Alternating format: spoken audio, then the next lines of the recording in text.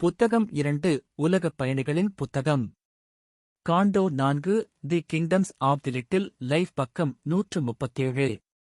இந்த கண்மூடித்தனமான சக்தியால் எந்த சிந்தனைப்படியும் வைக்க முடியவில்லை. வெளிச்சத்தைக் கேட்டு அவள் இருளின் குறிப்பை பின்பற்றினாள். ஒரு மனச்சாட்சியற்ற சக்தி நனவை நோக்கிப் பாய்ந்தது. பொருளால் தாக்கப்பட்ட விஷயம் உணர்வுக்கு விழுந்தது. குருட்டுத் தொடர்புகள், மெதுவான எதிர்வினைகள். ஒரு மூடிய சப்ளிமினல் படுக்கையிலிருந்து உள்ளுணர்வின் தீப்பொறிகளை துடித்தன.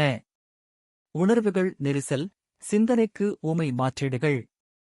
புலனுணர்வு இயற்கையின் விழிப்பு வீச்சுகளுக்கு பதிலளித்தது. ஆனால் இன்னும் இயந்திரத்தனமான பதில், ஒரு ஜெர்க். ஒரு பாய்ச்சல், இயற்கையின் கனவில் ஒரு தொடக்கம், மற்றும் முரட்டுத்தனமான தூண்டுதலற்ற தூண்டுதல்கள் ஒவ்வொரு இயக்கத்தையும் கவனிக்காமல் ஓடின. இருப்பதற்கான தேவை, உயிர் வாழ்வதற்கான உள்ளுணர்வு பதட்டமான ஆபத்தான தருணத்தின் விருப்பத்தில் மூழ்கியது மற்றும் உணவின் மீது காணப்படாத ஆசை உணரப்பட்டது. இயற்கையின் வெறிகள் மட்டுமே விதி, படை பலத்துடன் மல்யுத்தம் செய்தது, ஆனால் எந்த முடிவும் இல்லை.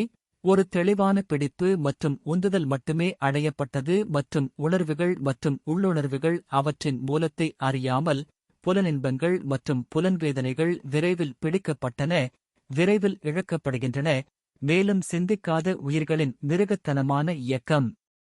அது ஒரு வீண் தேவையற்ற உலகமாக இருந்தது. அதன் விருப்பம் மோசமான மற்றும் சோகமான முடிவுகளையும், அர்த்தமற்ற துன்பத்தையும், சாம்பல் நிற அமைதியையும் கொண்டு வந்தது. ஆவதற்கு உழைப்புக்கு மதிப்பு எதுவும் தோன்றவில்லை. ஆனால் அவரது ஆவியின் விழித்த கண் அப்படி தீர்மானிக்கவில்லை. தனித்து எரியும் சாட்சி நட்சத்திரம், ஒளியின் தனிமையான செண்டினல், மனமற்ற இரவின் சறுக்கல் மற்றும் திரளில், இலக்கற்ற உலகில் ஒரு சிந்தனையாளர், கடவுளின் மகத்தான விடியலுக்காக காத்திருக்கிறார். அவர் காலத்தின் வேலைகளில் நோக்கத்தைக் கண்டார். அந்த இலக்கின்மையிலும் ஒரு வேலை செய்யப்பட்டது.